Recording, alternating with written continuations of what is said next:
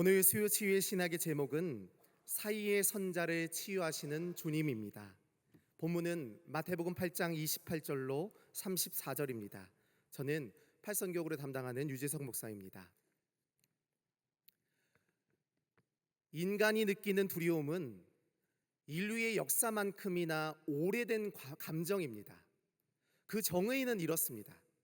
위협이나 위험을 느껴 마음이 불안하고 조심스러운 상태. 근데 이런 두려움에는 개인차가 있지요. 높은 곳에 올라가면 희열을 느끼는 분들이 있습니다. 번지점프도 잘하시고 놀이기구도 잘 타죠. 그런데 절대 무서워서 못하는 분들도 계시거든요. 똑같은 상황인데 개인이 느끼는 두려움의 정도가 다른 것입니다.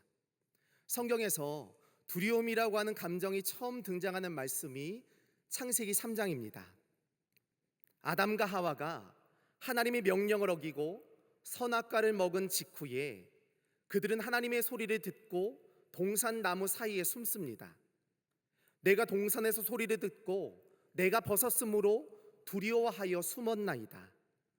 여기에 두려워하다, 와이레, 야레라고 하는 말에서 나오는 것인데요, 경외라고 하는 뜻도 있고 공포라고 하는 뜻도 있습니다. 아담과 하와는 하나님을 경외하며 믿음으로 순종하는 거룩한 삶을 살았죠. 그런데 죄를 짓고 나서 하나님과의 거리가 멀어지게 되면서 그들의 마음속에는 심판에 대한 공포와 두려움이 생겨나게 된 것입니다.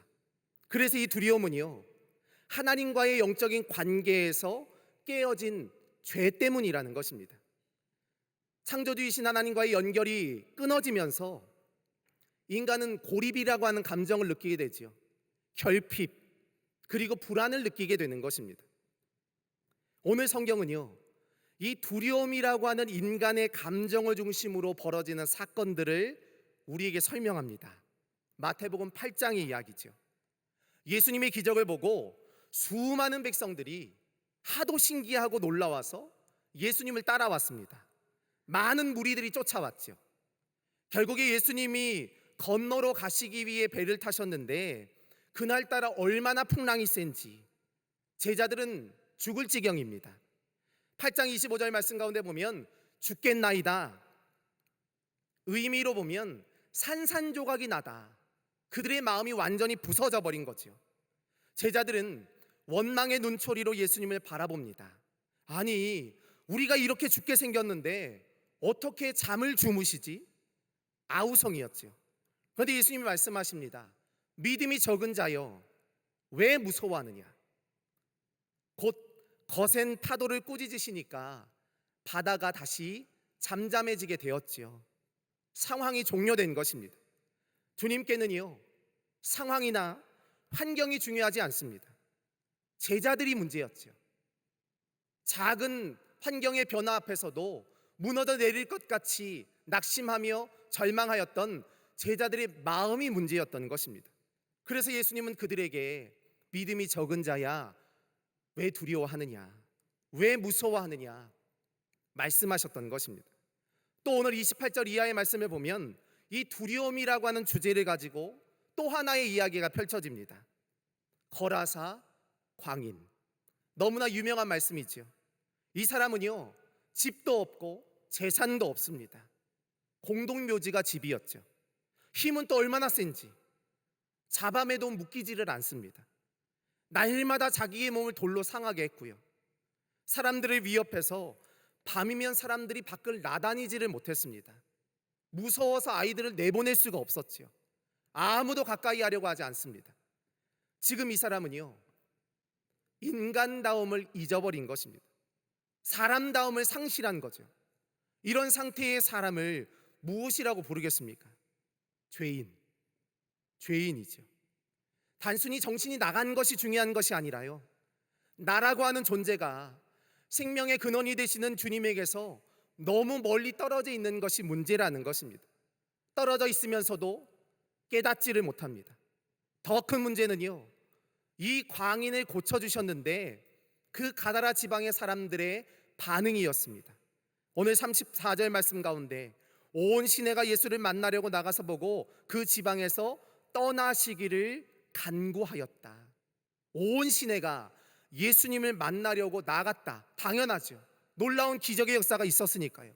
그런데 그를 보고 그 지방에서 떠나가 주십시오 간구하는 것입니다.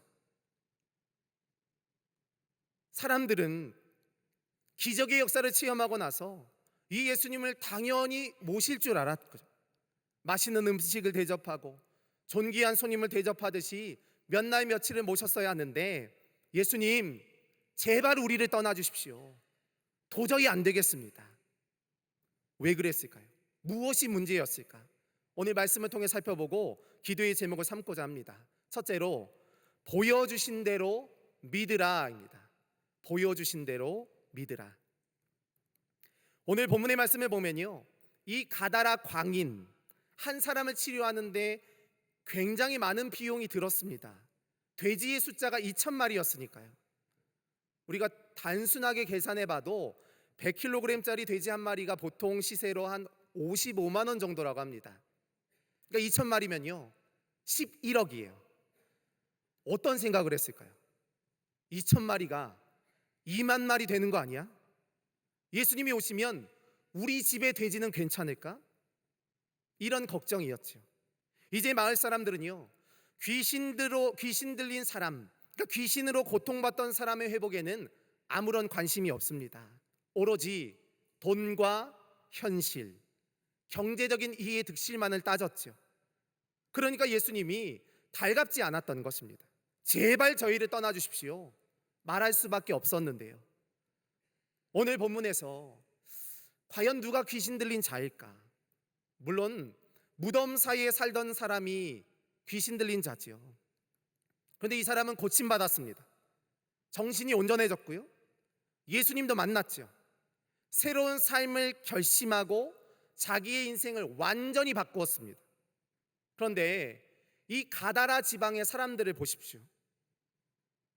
이 사람들은요, 자기들은 귀신 들린 사람과는 전혀 무관하다라고 생각을 했습니다. 무덤 사이에 사는 사람은 미친 사람이지만 자신들은 괜찮았으니까요. 이 사람들도 예수님이 누구인지를 보았습니다. 또 귀신도 만났죠. 누구도 제어할 수 없었던 군대 귀신 들린 사람을 예수님이 완벽하게 치료하시고 고치시는 사건을 직접 눈으로 보았습니다. 벌벌 떨었죠. 군대 귀신이 항복했습니다. 그런데 이 사람들은 예수님을 모시기는커녕 도리어 예수님을 떠나달라고 요청하시거든요. 만일에 사단이 오늘의 이 본문의 말씀처럼 무덤 사이에 있는 미친 사람 마냥 우리에게 찾아온다면 사실 우리는 전혀 걱정할 일이 없습니다. 도망칠 테니까요. 그런데 사단은 언제나 우리를 교묘하게 미혹하고 속이는 자입니다. 만약에 하와에게, 아담과 하와의 때에, 창세 때에 하와에게 사단이 정말 이런 모습으로 나타났다면 어찌 됐겠습니까? 도망을 쳤겠죠. 미친 사람이라고 난리를 쳤을 것입니다. 그런데 너무나 평범한 모습으로 하나님이 지으신 창조의 모습을 가지고 나왔다는 것입니다. 하나님이 참으로 너희에게 모든 동산 나무의 열매를 먹지 말라고 하시더냐. 사단은요, 우리의 삶과 아주 가까운 곳에서 우리를 미혹하고 넘어뜨리려고 합니다. 우리를 영적으로 무너지게 하는 모든 것이 사단의 계략이라는 거죠. 그래서 우리에게는요, 메시아이신 그분 하나님이 필요한 줄로 믿습니다. 복음서에는 계속해서 메시아이신 그분이 예수님에 대해서 소개하고 있죠. 또 보여줍니다. 예수님은 자연을 다스리시는 분이라고, 폭풍을 잠잠케 하시는 분이라고, 귀신도 순종했다고, 그분은 하나님의 나라를 우리의 인생 가운데 가져오셨다고 소개하는 것입니다. 우리의 육체의 문제뿐만 아니라 영혼의 문제를 홀로 해결하시잖아요.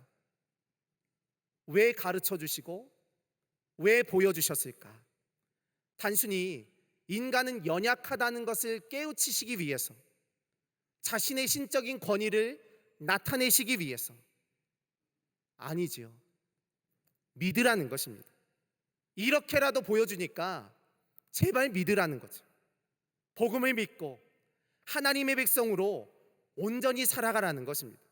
그것이 우리에게 주어진 마지막 기회일 수 있습니다. 그 기회를 붙잡는 것이 영적인 분별이라고 한다면 그 기회 앞에 마음을 내어드리는 것이 진정한 순종이라는 것입니다. 때로는 우리의 인생의 수많은 환난과 어려움과 고난 속에서 이 상황과 환경 앞에 무너져 내리는 삶이 아니라 이 환경과 상황을 넘어서 역사하시는 주님을 바라보며 믿음으로 순종하기를 결단하며 묵묵히 나아갈 때 놀라운 기적의 역사가 우리의 삶 가운데 임하도록 만들어주시는 줄로 믿습니다. 오늘 이 믿음과 신앙을 가지고 날마다 주님의 말씀을 전적으로 의지하며 순종하며 나아가 승리하시는 저와 여러분의 삶이 되시기를 간절히 축원합니다. 두 번째로 사단의 본진을 공격하라입니다. 사단의 본진을 공격하라. 오늘 이 사건이요, 마태복음 오늘 8장에 그리고 마가복음 5장에 누가복음 8장에 나와 있습니다. 그런데 그 내용들을 좀 보면 좀 다른 것처럼 보여지거든요. 마태복음 오늘 8장에서는 가다라 지방 이렇게 소개하고 있고 두 사람이라고 이야기한다면 마가복음 5장과 누가복음 8장에서는요 거라사인의 지방이라고 소개를 하고 있고 한 명으로 묘사되고 있습니다. 그러니까 많은 학자들이 귀신 들린 것은 두 사람이 맞는데 마가와 누가는 예수님과 대화를 나누었던 한 사람을 중심으로 썼기 때문이다 이렇게 설명을 합니다. 그리고 이 가다라라고 하는 지역이 있었던 곳이 우리가 잘 아는 데카볼리라고 하는 지역이지요. 이 데카라고 하면 10개를 의미하고 볼리라고 하면 폴리스, 그러니까 도시를 의미합니다. 로마가 유대인들을 분열시킬 목적으로 세웠던 10개의 도시, 그 지역을 데카볼리라고 이야기를 하는데요, 그 중에 우리가 잘 아는 다메섹이 있고 빌라델비아, 가다라, 그리고 거라사, 히포스 이렇게 10개의 도시들이 있습니다.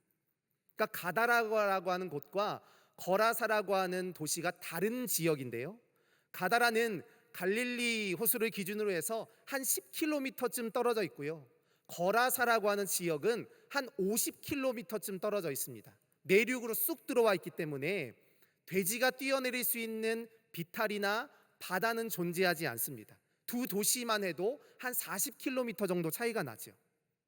사실 이 기적이 갈릴리로 따지면 동편에 위치했던 게르게사라고 하는 도시에서 일어난 것인데 오늘날 쿠르시라는 곳이고 이 기적에 기념하는 예배 처소가 있기도 합니다.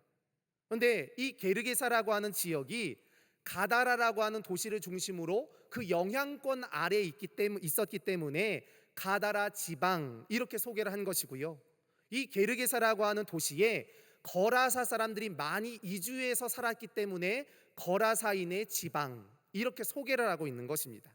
그러니까 같은 지역을 조금 다른 시각으로 소개를 하고 있는 거죠.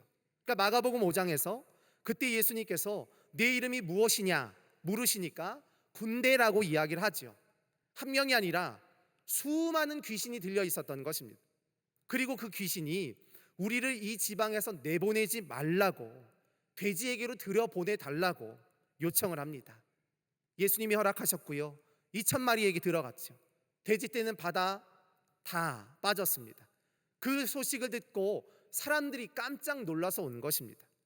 레위기 11장에 보면 유대인들의 정결 규례와 율법이 나오는데 먹지 말아야 할 음식에 대한 규정이 나옵니다. 부정한 동물의 리스트에 돼지가 있었죠. 그런데 왜 이 지역에는 돼지를 키웠을까? 그리고 왜 예수님은 이곳을 지나가셔야만 했을까? 주전 64년에 로마의 폼페이 장군이 유대를 정복하면서 유대인들을 분열시킬 목적으로 도리시들을 만들었습니다. 이방인들을 많이 이주시켰고요, 그곳에 이주한 이방인들은 제사용의 돼지를 키우는 일을 했습니다. 그러니까 예수님이 몰사시킨 이 2,000마리의 돼지들은요, 신전에서 이방인들의 영혼을 망치기 위해 만들었던 이교도의 제물이었던 것입니다. 예수님은 제사용 돼지 2,000마리를 죽이시면서 영적인 전쟁의 한복판, 사단의 본진을 무너뜨리신 것입니다. 전쟁이라고 하면 참 어렵죠. 러시아와 우크라이나의 전쟁이 지금 5년 가까이 되고 있습니다. 다 파괴됐거든요. 남은 것이 없습니다. 많은 경제학자들이 우크라이나의 전쟁 그 재건을 위해서 약 1200조 원이 필요하다라고 이야기를 했는데 우리나라의 1년 예산이 700조 원입니다. 그러니까 어마어마한 거죠. 남은 게 없습니다. 수도, 건물, 도로, 전력 다 복구해야 하는데 어떻게 해서든 우크라이나는 힘이 없으니까 거기에 뛰어드는 나라들이나 기업들은 뭔가 유리한 고지를 차지하기 위해서 이익을 얻으려고 하겠죠. 고스란히 그 피해는 백성들의 몫이라는 것입니다. 이것이 언제나 전쟁의 결론입니다.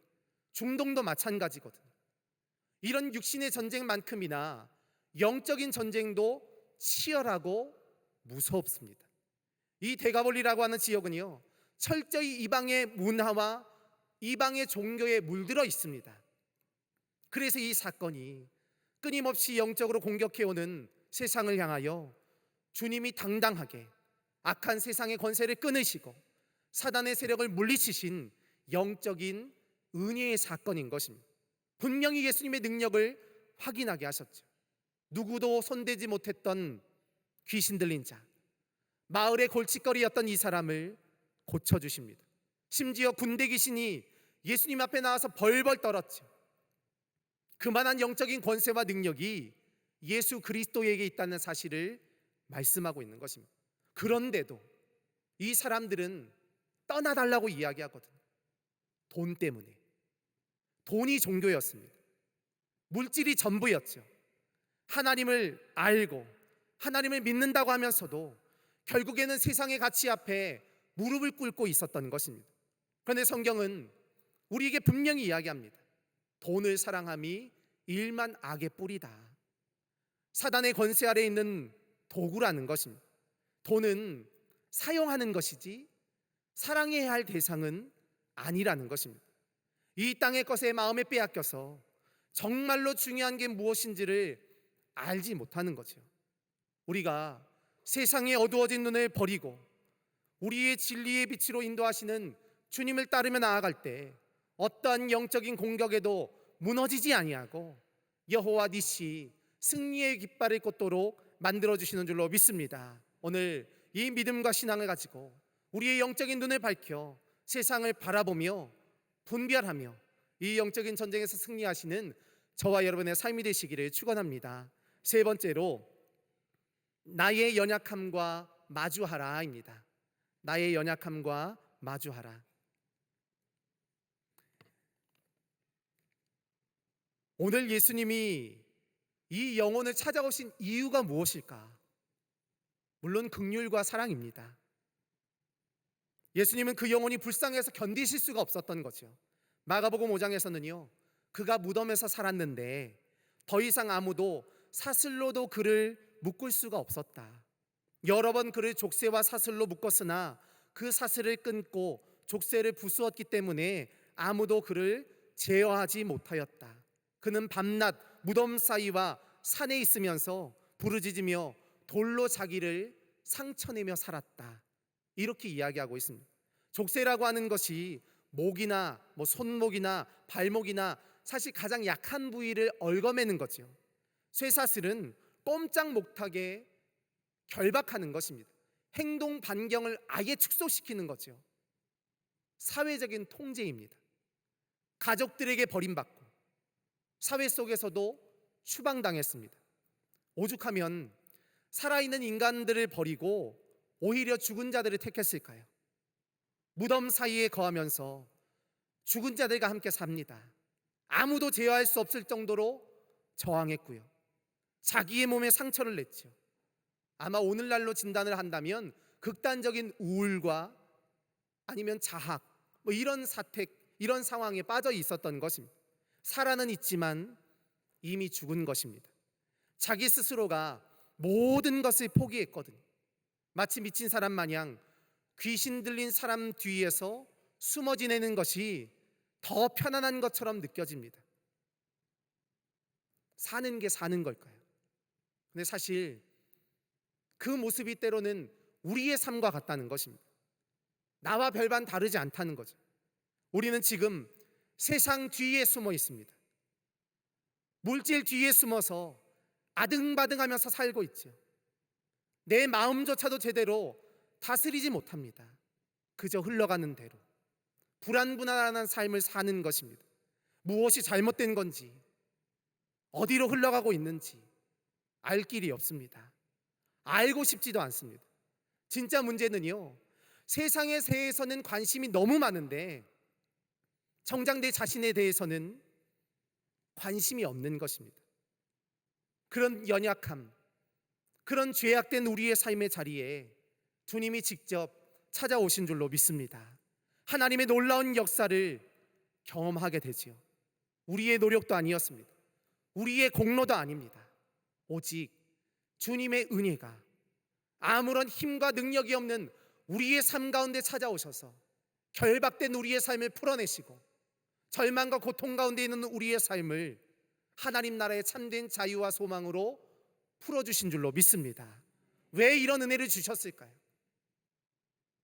누가복음 8장 30절 말씀, 39절 말씀 가운데 보면 이런 말씀이 기록되어 있습니다. 집으로 돌아가서 하나님이 너에게 어떻게 큰 일을 행하셨는지를 말하라 하시니 그가 가서 예수께서 자기에게 어떻게 큰 일을 행하셨는지를 온 성내에 전파하였다. 전파하라. 네가 받은 은혜를, 네가 받은 사랑을 나누고 전하라는 것입니다. 주님이 우리에게 어떤 큰 일을 행하셨습니까? 영적으로 귀신에게 사로잡혔던, 도저히 구원받을 소망이 없었던 우리에게 어느 날 찾아오셔서 우리를 구원하시고 우리의 모든 삶에 참된 자유와 소망을 허락하여 주신 줄로 믿습니다. 그 순간 성령이 우리 마음 가운데 내주하시는 거죠. 그 다음에 우리에게 말씀하시지요. 집으로 돌아가서 주께서 내게 어떻게 큰 일을 행하셨고 너를 얼마나 사랑하셨는지를 너의 가족에게 전하라. 이렇게 고침받은 가다라의 광인이요, 어떤 마음을 가졌겠습니까? 자기 자신을 깨닫게 되었습니다. 하나님, 내 안에는 가능성이 없습니다. 내 안에는 선한 것이 없습니다. 나는 세상에 사로잡혀 죽을 수밖에 없는 죄인이었습니다. 하나님 앞에 스스로 나와서 자기의 연약함을 깨닫는 것이 복음의 시작인 것입니다. 주님은 한 영혼을 천하보다 귀하게 여기시죠. 돼지 2,000마리쯤은 아깝지 않을 정도로 이 귀신 들린 한 사람을 사랑하셨던 것입니다. 잃은 양 한 마리를 찾아내기까지 찾아내셨던 목자의 심정으로 우리를 찾으시고 우리의 삶을 인도하시며 우리의 삶 가운데 역사하여 주시는 줄로 믿습니다. 그 잃은 양 한 마리를 위해 99마리를 들에 두고 찾아내기까지 찾아내며 이 목자의 모습 가운데 그 목적이 너무나 선명하고 분명합니다. 찾아내기 전까지는 물러서지 않겠다. 끝까지 찾아내겠다는 거죠. 주님이 우리를 이런 사랑으로 찾아주시고 우리에게 영원한 생명을 주시기 위해 아낌없이 자기의 생명을 십자가에 내어주신 줄로 믿습니다. 그 십자가의 능력과 은혜를 의지하는 모든 인생들에게 주님은 참된 구원과 영원한 생명과 하나님 나라라고 하는 영광의 역사를 허락하십니다.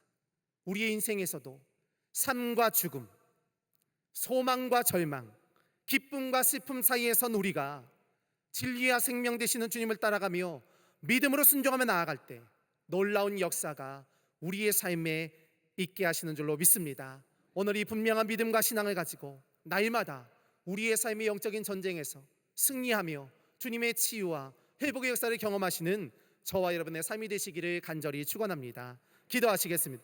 사랑이 많으신 하나님, 은혜와 능력으로 우리 모든 삶을 인도하시고 주의 풍성한 사랑으로 역사하사 이 영적인 전쟁 가운데 하나님 나라를, 하나님의 은혜를, 그 능력을 깨닫고 순종하는 거룩한 심령들이 될 수 있도록 역사하여 주시옵소서.